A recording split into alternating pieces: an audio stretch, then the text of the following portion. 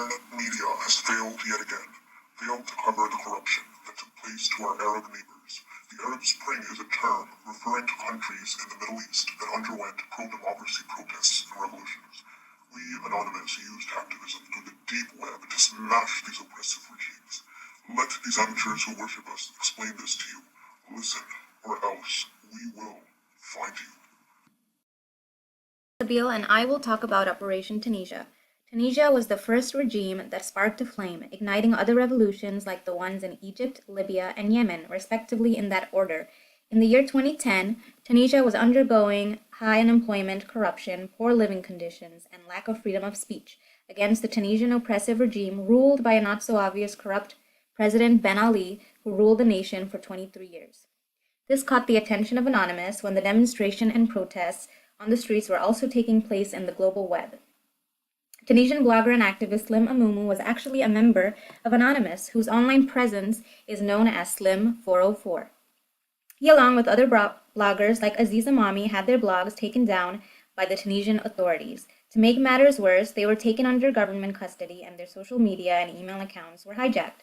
The government used technology to wage warfare against the Tunisian bloggers and the people at large. For example, they used a sophisticated form of technique called phishing, which means someone who disguises as a trusted entity in order to steal sensitive information. The government did not stop there. They previously blocked access to the whistleblowing site WikiLeaks or TuniLeaks, which shared info about the president's family and how they have amassed wealth through their long-standing power. Anonymous first helped the Tunisian bloggers and citizens by using the deep and dark web. They used a Grease Monkey script, which uses JavaScript, one of the core software tech that runs the World Wide Web, in order to rewrite the way a web page behaves, hence deactivating the malicious code that came with the phishing. They also used Tor, an encrypted service.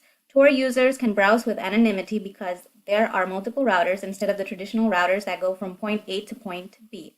This allows for privacy and security. Anonymous targeted the government and may have used a sophisticated form of DDoS attacks to take down 8 websites, including the president's, prime minister, and minister of foreign affairs. So, what was the result of all of this? What eventually happened was that President Ben Ali was ousted from his position and free and democratic elections were adopted. This allowed the voice of the Tunisian people to be heard, and Ben Ali was in deep trouble. It was widely suspected that the president and his family built a fortune worth billions through illegal means and through sectors of the Tunisian economy. Even after his exile, Ali was convicted in court for embezzling public funds and smuggling drugs, guns, and archaeological objects in his lofty palace. Thank you for listening. Now Rabin can take it from here. My name is Robin Pogdel. Till now, you knew information about how hacktivism and Arab Spring were related, and you learned about Operation Tunisia. Now I will inform you guys about Operation Egypt, how it took place, how Anonymous get involved, and how they supported the uprising. I hope you guys enjoy.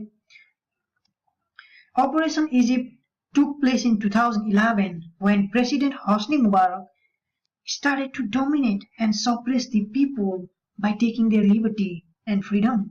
Thousands of people were getting killed. They were protesting on the street because they were inspired from the nearby Tunisia, because in Tunisia, the citizens, they brought down the government due to the uprising. People were protesting to live freely and enduring the pain. However, the government was not satisfied. That is why the Egyptian government enforced a censorship inside the country. Not only that, the government shut down the internet inside the country, and that is the main thing that provoked Anonymous, because they felt like they were challenged by the Egyptian government. And that is why they wanted to help Egypt's citizens. But the protesters were fighting on the street, they were enduring great pain while they were continuing rebelling against the government, as you can see in the clip here.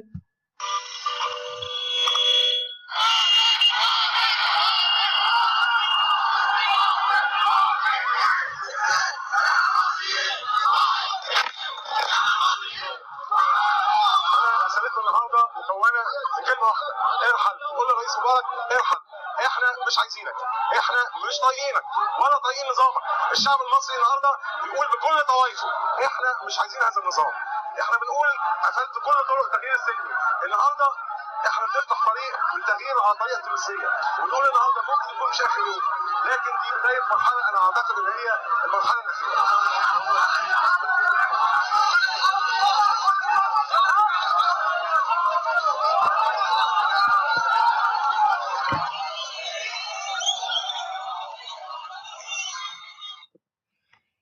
As you can see in the clip, how people were suffering from the police, the government officials, people's brutality.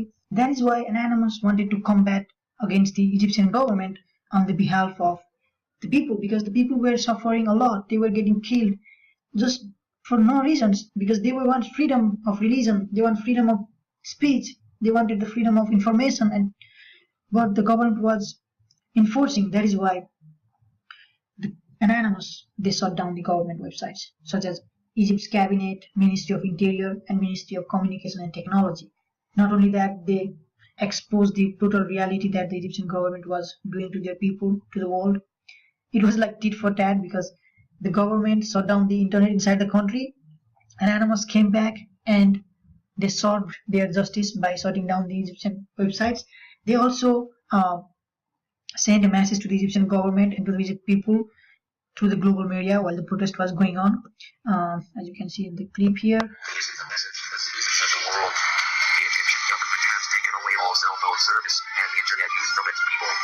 There are many protesters in Egypt, but they are being tear gassed and severely beaten and in many cases killed. These people have a right to free speech and the right to free knowledge. But honestly, I cannot stand for this injustice. These people need to be saved and anonymously to pray in court. This is what we fight for, and we will make sure that Egypt's government pays the price. The people of Egypt, Anonymous will not and cannot stand for this. The right to knowledge is free. Anonymous will continue to fight for the Egyptian people. We are Anonymous. We believe you. We do not forget censorship. We do not forget the number one piece of human rights. After they sent the global message, at the end, all the uprising was worth it, because the president resigned at the end.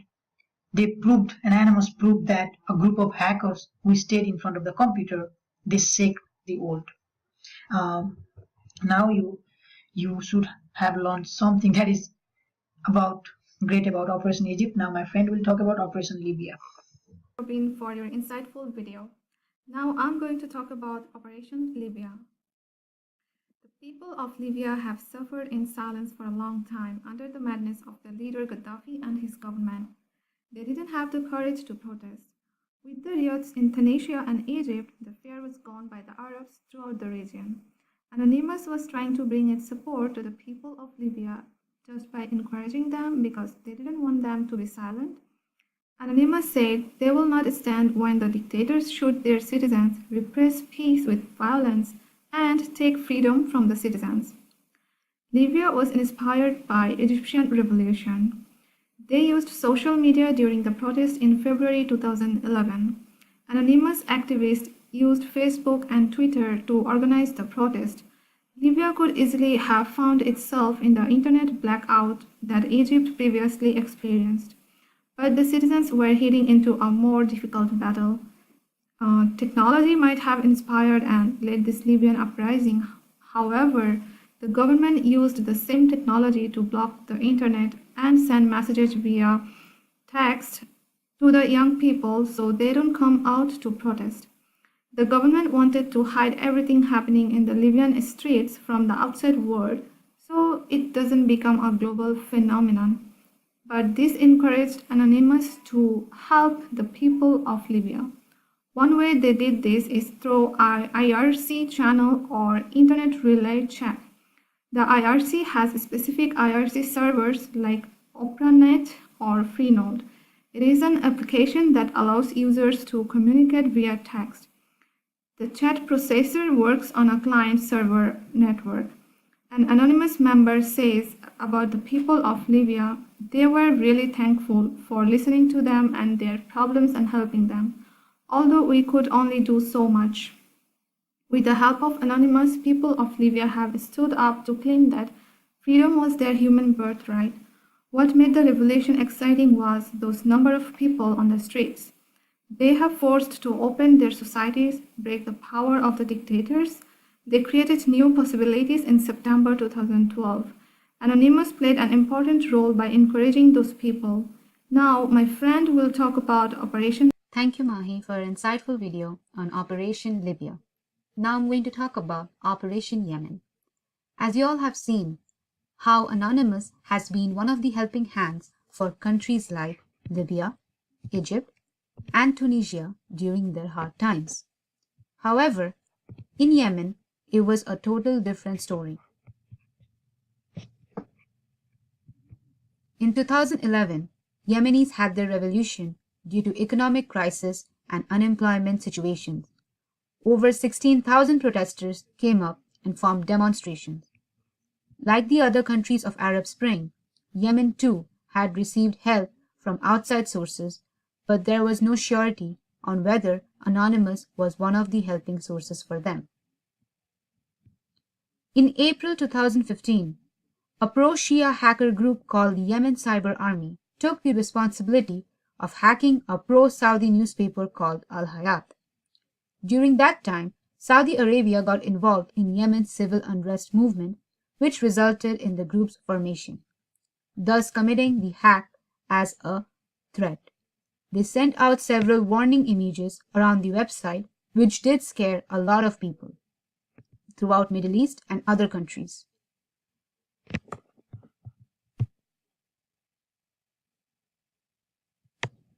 Though the group claimed to be from Yemen, there may have been reports that this hackers group may be from Iran, but nothing was proven for sure. Anonymous may have not helped Yemen during the revolution, but it looks like their works have certainly inspired people to form a group within the country. There was not much information given about this group as they refused to communicate much. However, there is a possibility that this group, Yemen Cyber Army, is a part of Anonymous as their techniques match quite a lot.